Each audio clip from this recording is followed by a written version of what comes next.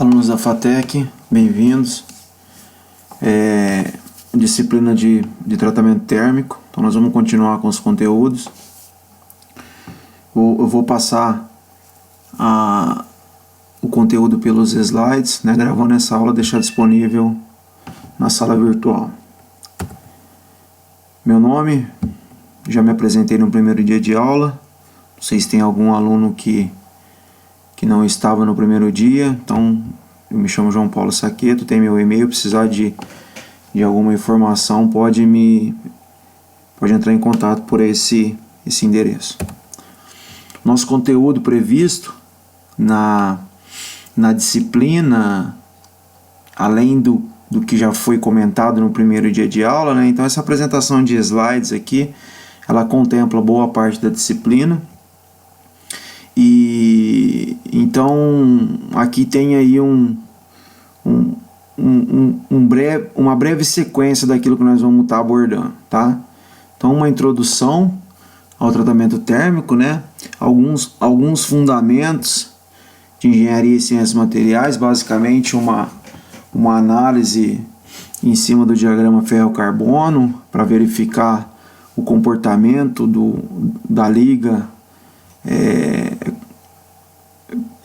quando há uma relação temperatura e composição química, né?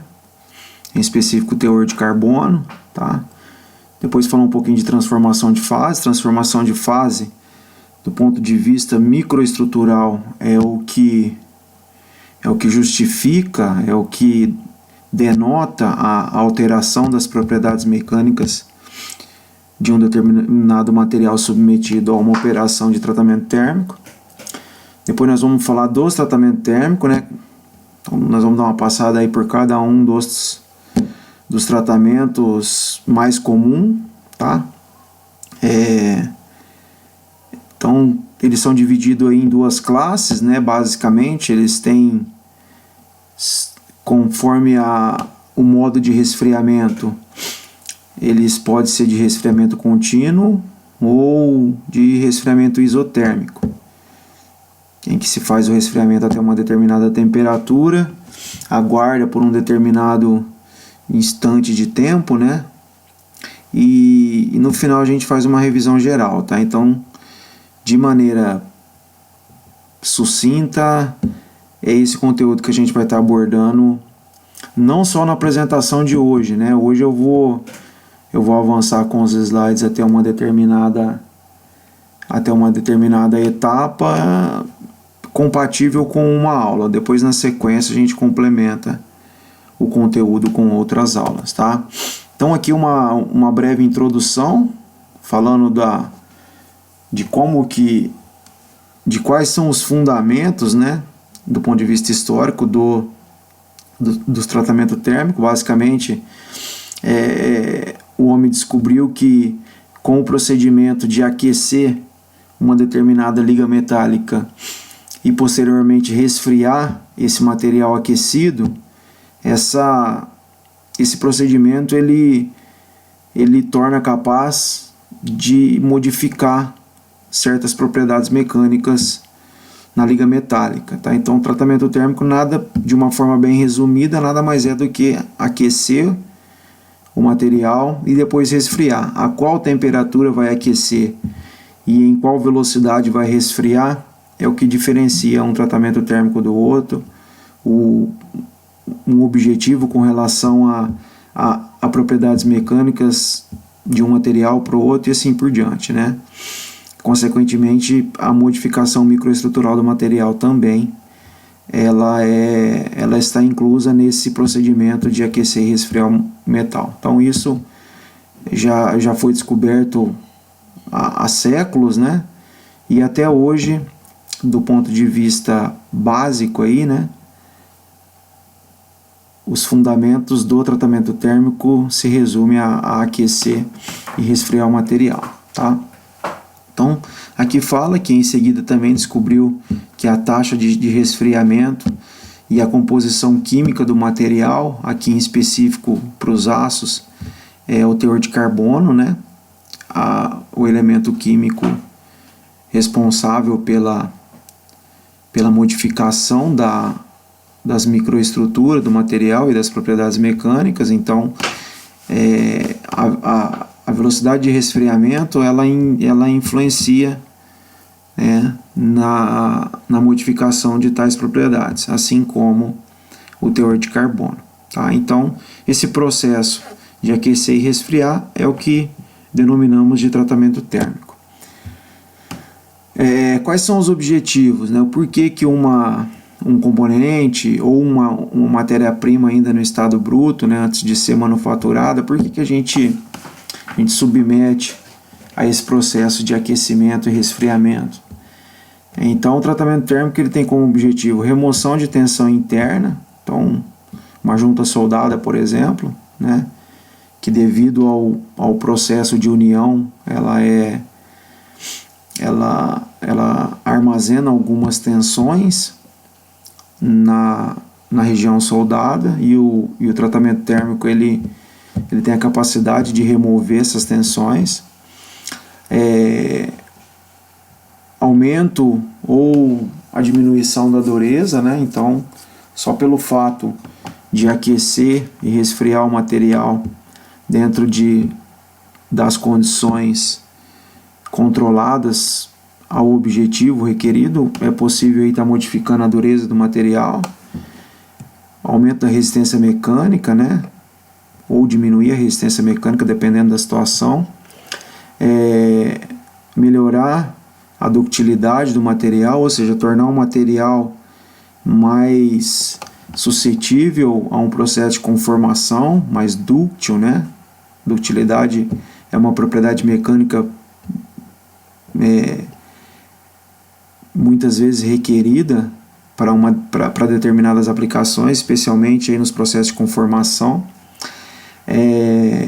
Melhora da usinabilidade, tá? Então, alguns tratamentos térmicos aí também se destinam àqueles materiais que serão usinados, né? E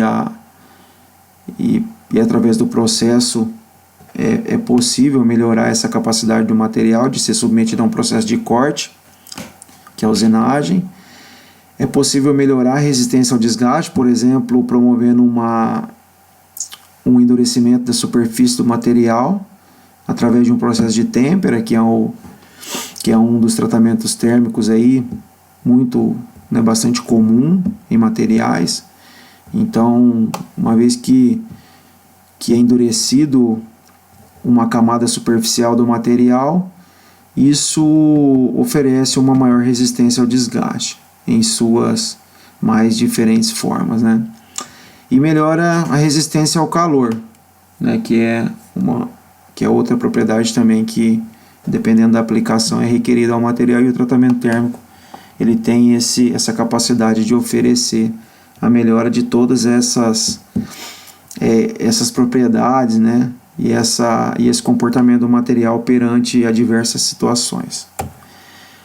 Bom, aqui os fundamentos de engenharia de materiais. Então nós vamos falar um pouquinho sobre o diagrama ferro-carbono, as reações eutética e eutetoide, né? Basicamente aí dividindo o diagrama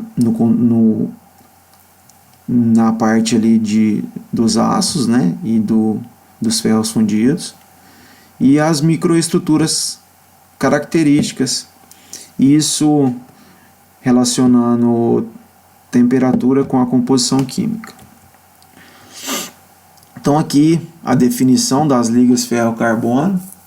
Então por que a gente sabe que tem várias ligas metálicas, né? A gente tem liga de alumínio, liga de cobre, tem ligas de outros elementos metálicos, mas usados dentro das operações de melhoria de propriedades mecânicas, as ligas de ferro e carbono, basicamente aço e ferro fundido, né? Aço comum, aço baixa, média e alta liga, e ferro fundido, né? Então são os materiais aí que predominam em aplicações, e são os materiais que predominam dentro das operações de tratamento térmico, tá?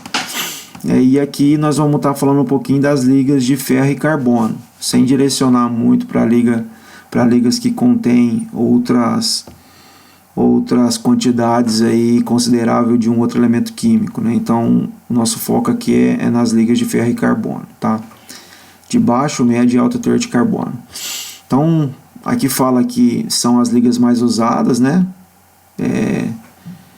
Porque elas são suscetíveis à melhoria dessas propriedades mecânicas. Então, os aços são as ligas que mais se prestam às operações de tratamento térmico, né? Porque pode sofrer profundas modificações, consequentemente aí alteração significativa nas propriedades mecânicas, se prestando desta forma para determinadas aplicações. Por exemplo, você tem um aço com baixo teor de carbono, aí, um aço com 0,405% de carbono, e com uma determinada dureza, incompatível com certas aplicações. Esse material ele pode ser endurecido através de um processo de aquecimento até uma temperatura compatível. Então, estou falando de uma forma bem genérica, porque depois nós vamos fazer uma abordagem mais específica. Então, você aquece esse material até uma temperatura adequada para esse fim, né, que é para endurecer o material. Depois é feito um resfriamento rápido. Aquele mesmo aço 1040, 1050 que até então não atende a certas aplicações, após essa operação de tratamento térmico, ele passa a ter as propriedades, né? Ou seja, um aumento da dureza, e assim esse material consegue ser aplicado, tá? Então, é uma enorme vantagem você ter a capacidade de mudar as propriedades mecânicas de um determinado material sem alterar a composição química, tá? Então, é uma mega de uma ferramenta dentro da indústria metalmecânica, essa capacidade que esses materiais têm, tá? Nas ligas ferro-carbono, né, o carbono se apresenta em teores que varia de uma quantidade bem baixa, 0,008, até um limite de 6,67. Isso em teoria. Na prática a gente sabe que o teor de carbono ele é menor do que isso, né, em termos práticos, mas ali no diagrama ferro-carbono, a solubilidade máxima do carbono no ferro vai ser em torno desse valor, 6,67, tá? E em função do teor de carbono, na prática as ligas comuns situam-se nas faixas aí, liga de aço até 2,11%, né? Para aço comum, teores abaixo dessa composição até. As ligas de ferro fundido de 2,11 até 6,7, tá? Então aqui no diagrama ferro-carbono, o ferro alfa, que está localizado nessa região aqui, ó, ele consegue dissolver 0,2% de carbono. Isso a temperatura até 0,2% de carbono, isso em altas temperaturas, em torno de 1300 graus, né? Já o ferro gama, que é toda essa região aqui, ó, que é a austenita, né, que a gente conhece, é possível dissolver até 2,11% de carbono. Daí essa definição aqui em cima, tá? Aqui no diagrama a gente tem, conforme eu mencionei atrás, a região dos aços e a região dos ferros fundidos. Nós já vamos complementar essa informação. Aqui a maneira do ferro, da liga, né, se organizar atomicamente. Então, lá os conhecimentos básicos lá da ciência e engenharia dos materiais nos mostra que o ferro, até uma temperatura em torno aí de 1400, 1500 graus mais ou menos, né, ele se mantém na organização cúbica de corpo centrado, que é essa célula unitária aqui, ó. Depois, acima de 1.300 graus para o aço E com 0,8% de carbono, que é o ponto eutetoide, esse material ele passa a estrutura CCC, que é a cúbica de corpo centrado, para CFC, a microestrutura, né? Para CFC, que é a cúbica de face centrada, que é toda essa região aqui, onde há uma maior solubilidade do carbono no ferro. Depois, em altas temperaturas também, numa composição química um pouco mais baixa, o ferro ele volta a se organizar na microestrutura cúbica de corpo centrado, tá? Então aqui a gente consegue ver que a temperatura ambiente ele está organizado do modo CCC, passa para CFC e depois para a composição química mais baixa e em altas temperaturas ele é o ferro delta e ele volta a célula de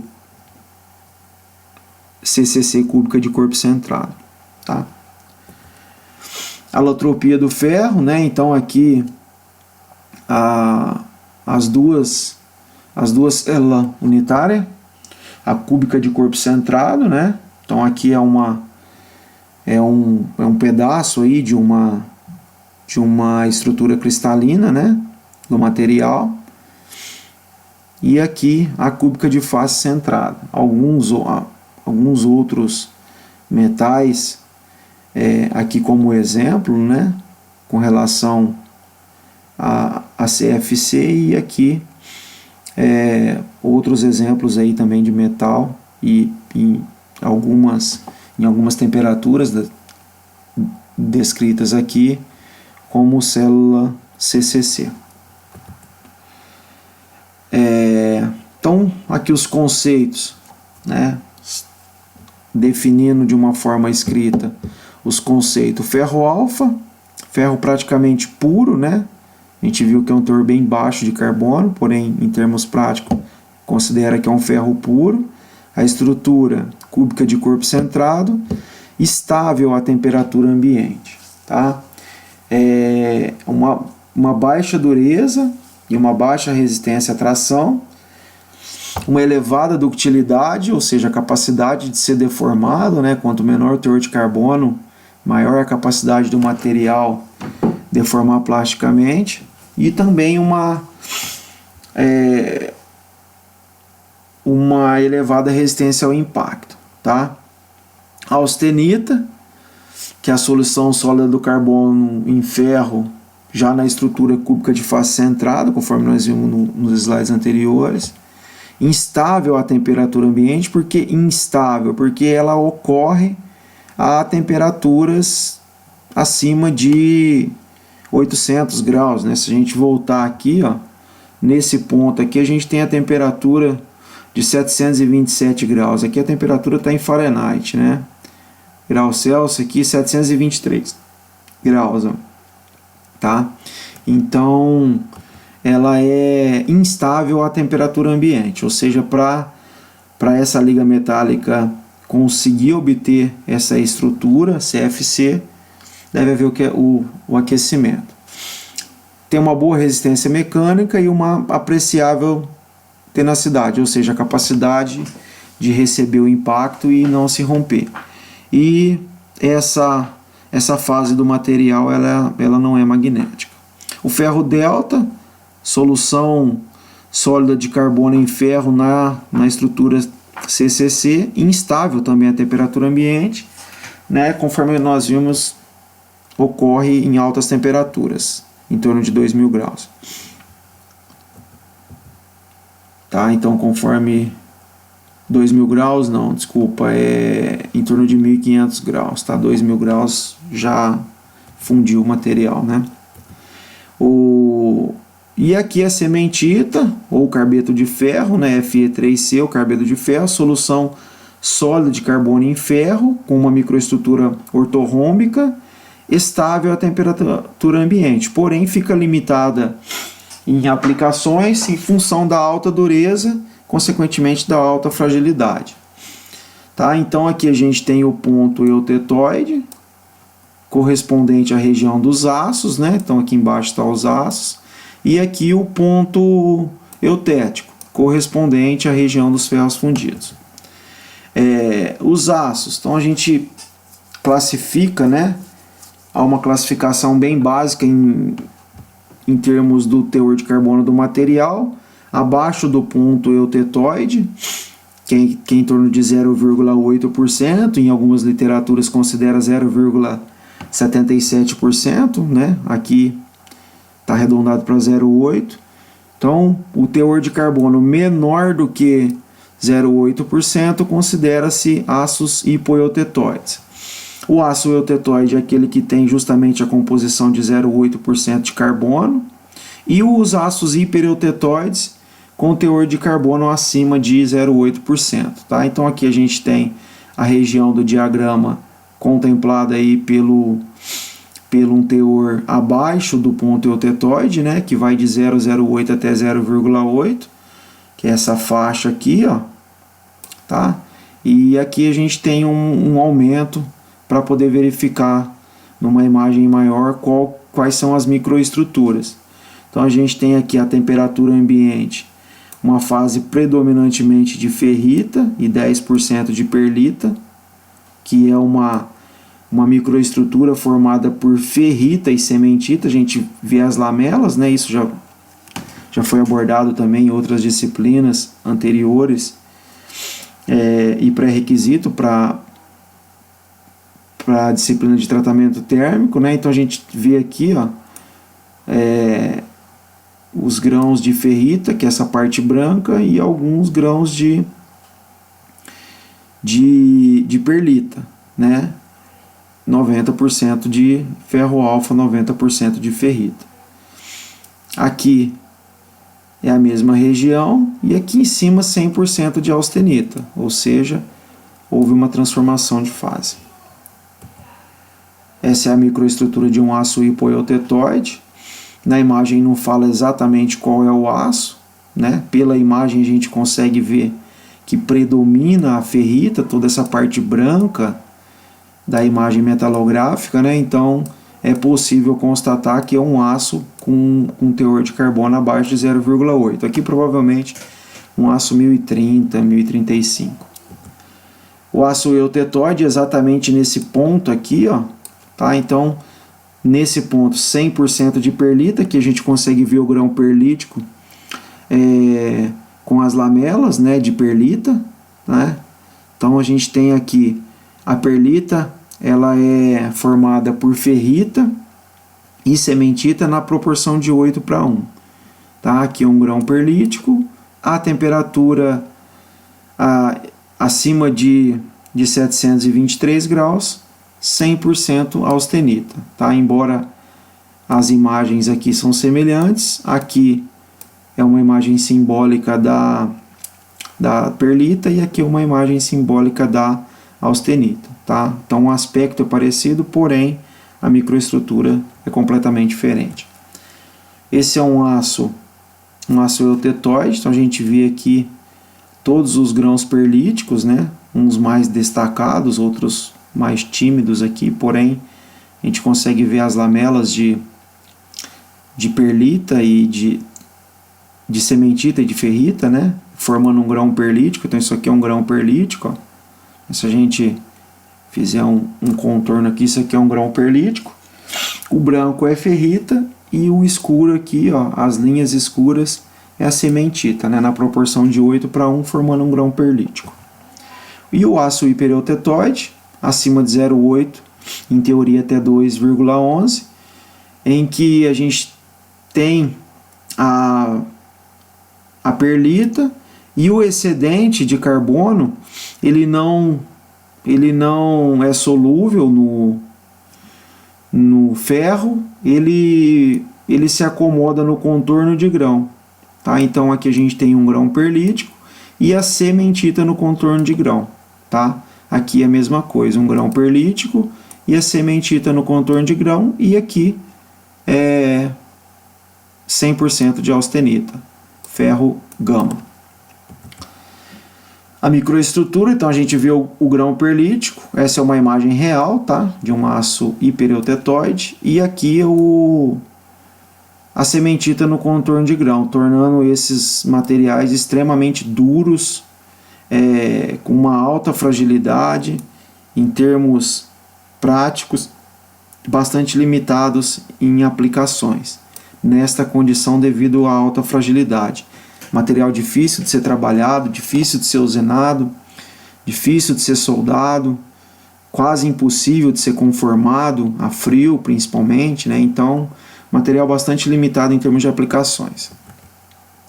Bom, o tratamento térmico, nós vamos falar um pouquinho aí da função, né? Ou seja, para que a gente usa, na onde que é aplicado.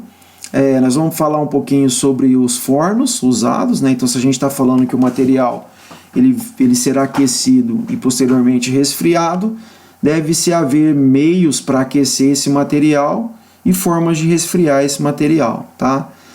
Há um recurso gráfico que auxilia muito nas operações de tratamento térmico, que são as curvas TTT, tempo, temperatura, transformação, os parâmetros, né, de tratamento térmico, e depois nós vamos entrar aqui nos principais tratamentos térmicos. Então vamos falar um pouquinho de cada um deles, tá? Após essa introdução. Tá? Então, qual que é a função, utilidade do tratamento térmico? Modificar a microestrutura dos materiais e alterar propriedade mecânica. Tá? Então, a microestrutura, do ponto de vista prático, dependendo da situação, a operação ela é feita sem se levar em consideração que a microestrutura está sendo alterada. Mas o objetivo de modificar as propriedades mecânicas, ele sempre existe. Tá? Então, é muito comum a gente ver, e aqui eu vou citar um exemplo que acontece em chão de fábrica, de uma forma improvisada, mas que representa em partes o que a gente está conversando aqui. O camarada ele pega um vergalhão de construção, daqueles de 1 polegada, ele corta um pedaço daquele vergalhão, ele aquece aquele vergalhão com um maçarico e depois ele resfria numa lata de água ou lata de óleo. Num procedimento desse, o cara lá no chão de fábrica, muitas vezes sem o conhecimento científico do fenômeno, ele tem a certeza que ele vai endurecer aquele vergalhão, por exemplo, para estar fazendo uma talhadeira de construção, um ponteiro. Então ele sabe que o fato de aquecer e resfriar endurece o material, porém ele não tem em mente que esse endurecimento, ou seja, essa alteração das propriedades mecânicas, é em função da microestrutura. É lógico, né? É claro que do ponto de vista científico a gente tem em mente que tem ali o objetivo e sabe que modificando a microestrutura altera-se as propriedades mecânicas, tá? Altera aumentando ou diminuindo certas propriedades, por exemplo, a dureza, tá? Então, o fato de você aquecer e resfriar, você pode aumentar a dureza, como você pode diminuir a dureza, tá? Então, essa é a principal função. Então, toda vez que se faz um tratamento térmico, o principal objetivo é alterar propriedades mecânicas, tá? Por alterar, a gente pode considerar melhorar propriedades mecânicas, tá bom? Então, esse é, sem sombra de dúvidas, o principal objetivo do tratamento térmico. Bom, então aqui fala, né, a temperatura que a operação de aquecimento deve atingir depende do tratamento térmico a ser realizado e do teor de carbono, tá? Então, falar que vamos aquecer o aço a 800 graus, a 400 graus, a 1100 graus, a gente tem que levar em consideração qual é o tratamento térmico que se aplica àquela determinada ocasião e qual é o teor de carbono desse material, tá? As operações de aquecimento são realizadas em diversos tipos de forno, como o de resistência elétrica, forno a indução, ao arco elétrico, a gás e a óleo. Então, são os tipos aí de fornos elétricos, depois nós vamos falar um pouquinho sobre eles, tá? O resfriamento pode ocorrer em água, em salmoura, em óleo, sais fundidos. Aqui é importante a gente deixar bem claro, já que é uma aula básica, né? Nós estamos tratando aí do conteúdo a um nível bastante introdutório. É importante entender que, sendo água, salmoura, óleo, sal fundido, o ar dentro do próprio forno, aqui o meio em que será resfriado, ele tem o único objetivo de resfriar, tá? Muitas vezes não, já ocorreu, né? Eu posso falar porque eu já ouvi isso, que o camarada acha que ele vai resfriar no óleo porque o óleo modifica a composição química do material que está sendo resfriado.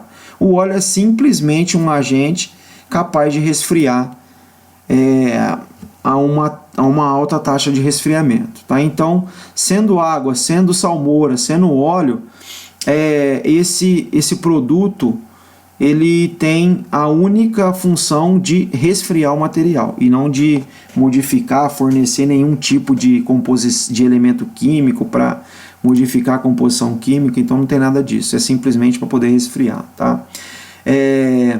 Aqui o diagrama chamado curva TTT, que é aquelas curvas que eu falei, né, eles possibilitam a gente ter uma previsão dessas transformações. Depois, um pouco mais para frente, na aula de hoje eu ainda vou comentar alguma coisa, mas nas próximas aulas nós vamos aprofundar um pouquinho no conhecimento dessas curvas. Os tipos de forno por resistência, forno por indução, tá? Então são dois tipos de fornos, né? Aqui é uma imagem de um material sendo aquecido e depois sendo temperado, e aqui o aquecimento indutivo, né?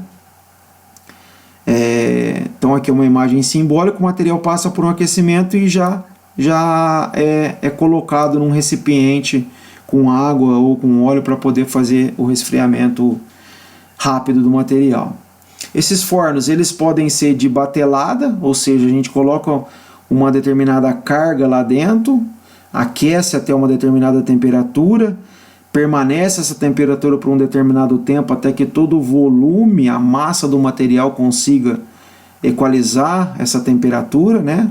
O material ele começa aquecendo de fora para dentro. Então, se eu deixar esse material dentro do forno 5 minutos, por exemplo, e é uma peça de um tamanho grande, ela vai aquecer a superfície. O núcleo ainda não atingiu a superfície, tá? Então, o aquecimento ele leva em consideração o tempo. Isso em função do volume de material. Então pode ser de batelada e pode ser forno contínuo, onde a peça passa pelo forno, aquece e segue para a operação de resfriamento. A energia, ou seja, qualquer energia que é fornecida para esse forno ter a capacidade de aquecer o material, pode ser energia elétrica, pode ser a combustão de gás, pode ser um óleo combustível, ou pode ser o carvão usado como material combustível para poder aquecer, né? A troca de calor ela acontece por condução, por convecção e por radiação. O isolamento do forno ele é feito com material refratário, tá? Então o forno ele tem ali um isolamento, né? É um material que é capaz de oferecer uma barreira para as altas temperaturas. O forno pode ter uma atmosfera, ou seja, dentro do forno, qual a atmosfera? Pode ser uma atmosfera redutora, oxidante, uma atmosfera inerte e a vácuo, tá? Os modos de resfriamento, então quais são os produtos, né, usados para poder resfriar, os meios de resfriar. Pode ser resfriado dentro do próprio forno, então aquece, atingiu a temperatura, essa temperatura permaneceu pelo tempo necessário, depois desliga o forno e o aquecimento ele é bem lento, ou seja, com uma baixa taxa de resfriamento. Em alguns tratamentos, na normalização, por exemplo, o resfriamento é ao ar. Pode ser usado banho de sais ou metal fundido, né? Aqui usa chumbo. No caso de têmpera, é usado em grande escala o óleo e a água, e também aqui algumas soluções de, de alguns compostos químicos aqui. Eu não me lembro agora quais são esses compostos. Depois aqui é o cloreto de sódio, né, se eu não me engano, tá? E esse daqui eu não me lembro agora, mas depois numa outra ocasião a gente fala sobre ele. Então aqui é uma imagem simbólica também aí, né, das curvas TTT. Então aqui a gente tem temperatura, nesse eixo a gente tem o tempo numa escala logarítmica, e aqui é onde a transformação ocorre. Nessa região aqui a gente tem 1% da transformação, 50% e a transformação total, tá? Então, baseado nessa curva aqui, a gente consegue prever a mudança de fase do material mediante a um determinado resfriamento. Tá? Então, aqui a gente tem, por exemplo, uma região de austenita, aqui a região de martensita, nessa região a gente tem austenita mais perlita, aqui austenita mais bainita, aqui perlita e aqui bainita, tá? Então, de acordo com o resfriamento, eu vou ver por onde o material vai passar e eu vou ter uma previsão de qual é a mudança, a microestrutura obtida através da mudança microestrutural, tá? Com relação à geometria do material, né? Superfície e centro. Então aqui no resfriamento em água, por exemplo, que é bem rápido, né? Então a superfície ela passa pela região de austenita, que é toda essa região. Aqui é a região de martensita, ou seja, a superfície ela obtém uma microestrutura martensítica compatível com material temperado. O centro ele vai ter ali um percentual de martensita e um percentual de perlita, já que aqui é a região da perlita. O resfriamento em óleo, então isso aqui é bem simbólico, não diz respeito a nenhum material em específico, né? Então é só uma informação simbólica. O resfriamento em água, a gente tem aqui a superfície, né? E aqui o centro, passa até por uma região de perlita aqui. E o resfriamento ao ar, tanto a superfície quanto o centro passa pela região de perlita, tá? Como escolher o meio de resfriamento? Então a gente tem que levar em consideração algumas informações, né? Quais são as características desejadas? Entende-se por característica, microestrutura obtida e principalmente quais são as propriedades mecânicas requeridas. O fato de aquecer e resfriar, ele pode comprometer geometricamente o material, tá? Então pode aparecer fissura ou empenamento da peça. O que é o empenamento? É uma deformação permanente. E isso pode comprometer geometricamente o material para uma determinada aplicação, tá? Então isso deve ser levado em consideração. E aqui, evitar a geração de grande concentração de tensão, especialmente naqueles tratamentos em que pretende-se um aumento da resistência mecânica. Os parâmetros importantes, né? Então, o que a gente consegue controlar e relacionar com a propriedade mecânica requerida? A temperatura, então ela vai depender do tipo de material e da transformação de fase, tá? Ou da microestrutura. Por exemplo, se eu quero que a microestrutura de um aço perlítico ela se transforma numa martensita, eu tenho que fazer um resfriamento rápido, né? E aquecer o material até uma temperatura de transformação de fase. Então, para uma operação de têmpera em que eu quero a obtenção de uma martensita, há uma temperatura adequada para esse objetivo, tá? Então, a temperatura é um parâmetro determinante, extremamente importante, tá? O tempo, né? Então, o tempo ele depende muito das dimensões da peça e da microestrutura desejada, né? Então, aqui tem a questão do tamanho de grão também, que pode ser comprometido, né? Com um tempo maior dentro do forno, e esse tamanho de grão ele pode comprometer a resistência mecânica do material. E o tempo está relacionado com uma maior segurança na completa dissolução das fases para a posterior transformação, ou seja, o ácido perlítico, se não houver o tempo necessário, ele não se transforma totalmente em martensita para depois, em austenita, para depois, com o resfriamento rápido, ele se transformar numa martensita. Então, é uma variável importante. E tempos muito longos, ou seja, acima daqueles necessários, facilita a oxidação do material. Isso em fornos sem o controle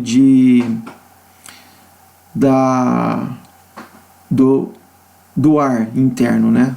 Se a operação é feita a vácuo, a oxidação não ocorre. A velocidade de resfriamento, conforme já foi falado várias vezes, isso vai depender da microestrutura, né?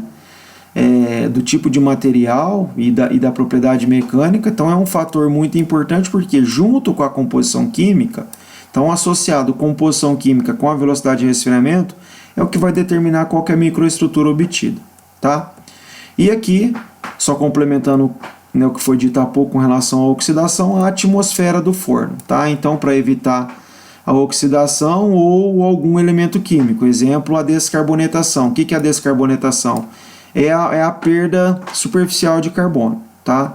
E isso pode ocorrer em fornos em que não tem um controle da atmosfera, e é uma situação que também está associada ao tempo, conforme já foi dito.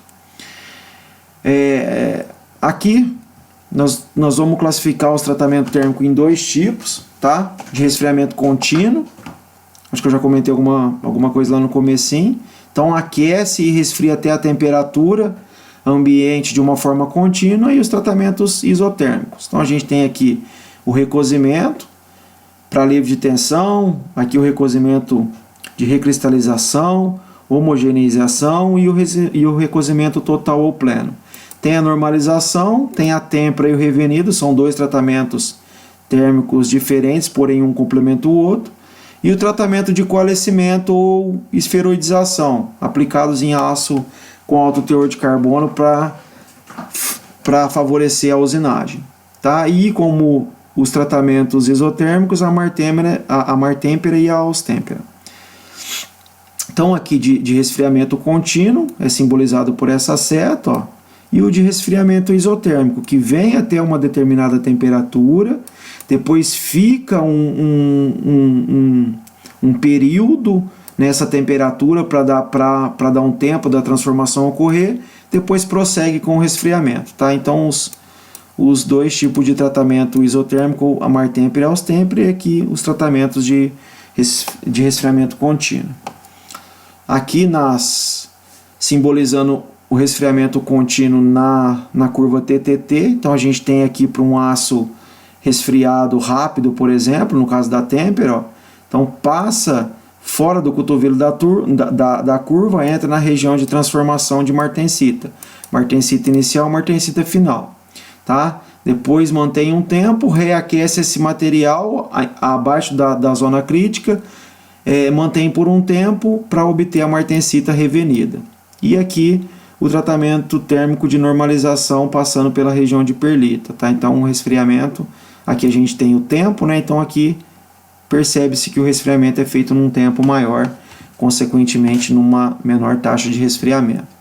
Os resfriamentos isotérmicos, tá? Então a gente tem aqui as microestruturas obtidas, a martensita mais bainita e a perlita. Então resfria até, aqui no caso 1, por exemplo, ó, então nesse caso aqui, resfria até 600 graus, mantém por um tempo, né? Aqui no caso, numa escala logarítmica, aí, aqui está mais ou menos aí na casa dos 1000 segundos, né? Então mantém por um tempo, depois continua o resfriamento para obter uma perlita, tá? Aqui a austêmpera para obter a martensita mais a bainita, e aqui a martêmpera para obter a martensita, tá? Então são os tratamentos isotérmicos, tá? Isso para um aço eutetóide, ou seja, um aço com 0,8% de carbono. Bom, pessoal, então aqui nós já vamos entrar em específico nos tratamentos térmicos, né, de resfriamento contínuo, que é os 4 que foi falado ali atrás, né? O recozimento, o coalescimento, a normalização, a têmpora e o revenido, né? Aqui dentro da têmpora nós vamos falar um pouquinho sobre temperabilidade. Na próxima aula a gente já começa aí com cada um desse tratamento. Tá? Eu fico por aqui.